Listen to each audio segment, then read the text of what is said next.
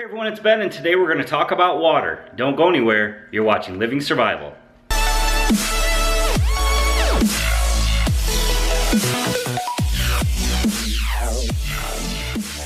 So in an emergency or any survival situation, we know we have to have certain things. One is shelter. That's going to be your home. Hopefully you're going to be able to stay there in the event of an emergency. 2 is water, and 3 is food. So we've already talked about food. Today we're going to talk about water and how you can prep for it. So just like we talked about in the food video, water is very important to prep too. Let's say you have to shelter in place after a tornado, an earthquake, civil unrest, a virus outbreak, something like that, where you're trapped in your home, you really can't go far, maybe the roads are blocked, or the government is making you shelter in place. Chances are, in the event of an emergency situation such as a tornado and an earthquake, the city's probably going to shut off your water. So it's a good idea to make sure that you have steps in place to prep for that before that happens.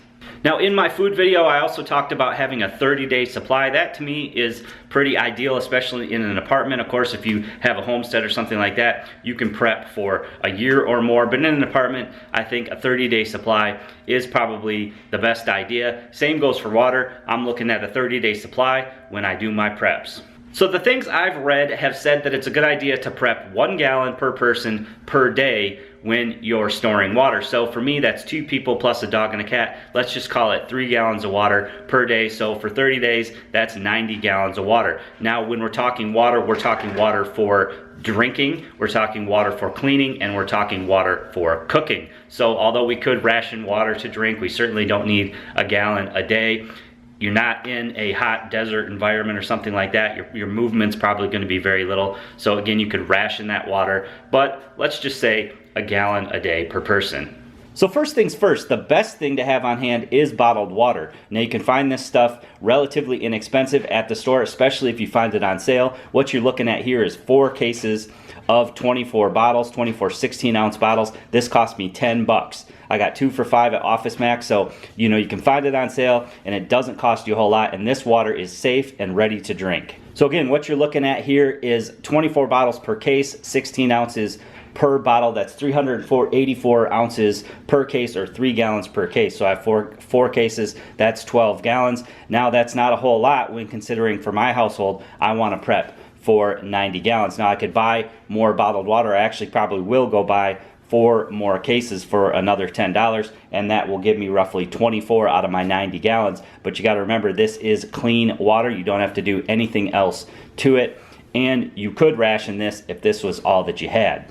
So there's several other things that you can do in addition to buying bottled water is in the event of an emergency situation, especially if you think the city might turn off your water supply, would be to fill up every bathtub, sink, pot, pan, everything, every sort of container that could hold water in your household. Let's first start with the bathtub. A typical bathtub can hold 40 to 100 gallons of water. So for a relatively small size bathtub, it can still hold 40 gallons of water. So if I fill up this bathtub, I'm going to get 40 gallons of water in addition to my 24 gallons of fresh drinking water. That already brings me up to 64 gallons. I have a whole nother bathtub in the apartment which would give me another 40 gallons. That's going to bring me over the 90 gallon mark. Now it's also a good idea to have a 5-gallon bucket on hand if you do need to go collect water. You could simply set this outside and collect rain, set it under a downspout, for example, and you're going to catch a whole lot of rain.